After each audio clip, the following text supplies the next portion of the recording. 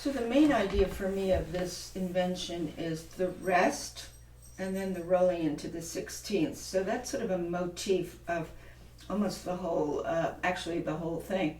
So you want to get that rest rolling to the rest. And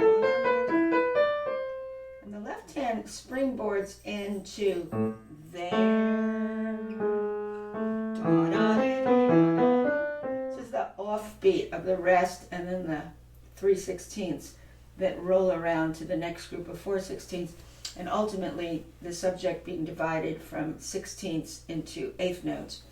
I tend to, for most of the piece, do detached eighth notes, although in some places with very long groups of 16ths, I sometimes slur two on the eighth notes and then separate two, such as here where you have a long group of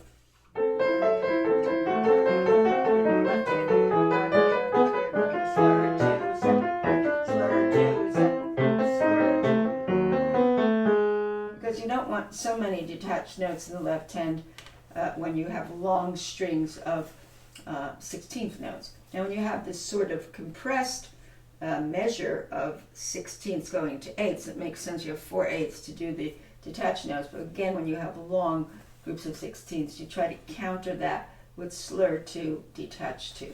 It doesn't mean you have to do that. But this idea of the rest, and rather wavy, even though you project it, you want to get that.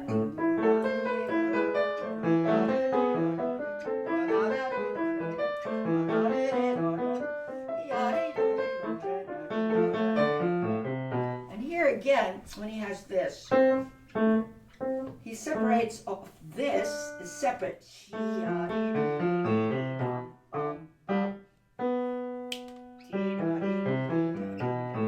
So again, it comes from rest. It's very easy to fill in that 8/16 rest with a punch instead of thinking you're starting 3/16 that are rolling into the next group of 4/16, and that's very, very consistent in this all the way through. If you keep that phrasing up, it really works in terms of its rolling contour that goes through this piece.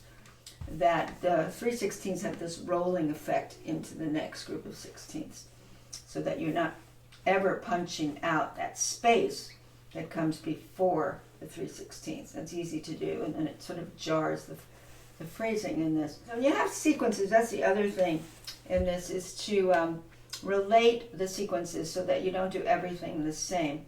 And that happens in the first page when he finally tapers down after coming down for several measures, where he's going to then say the subject in C major. By the time you get to the C major and you're coming down in sequences, such as, let's see if we can pick this up.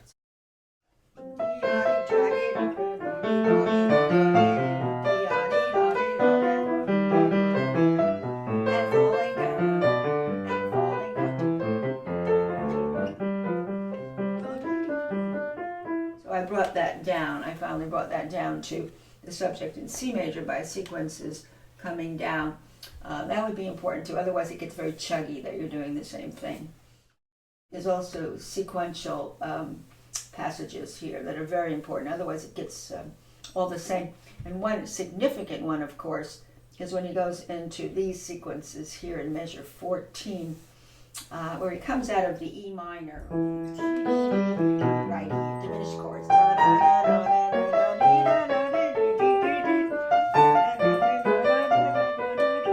Start coming down. Least. Here's the cap. Now this is the biggest part. Climax. The hands converge with the same rhythm. Now here's where slur two and detach two in the left hand. Dip down. Da da da da da da.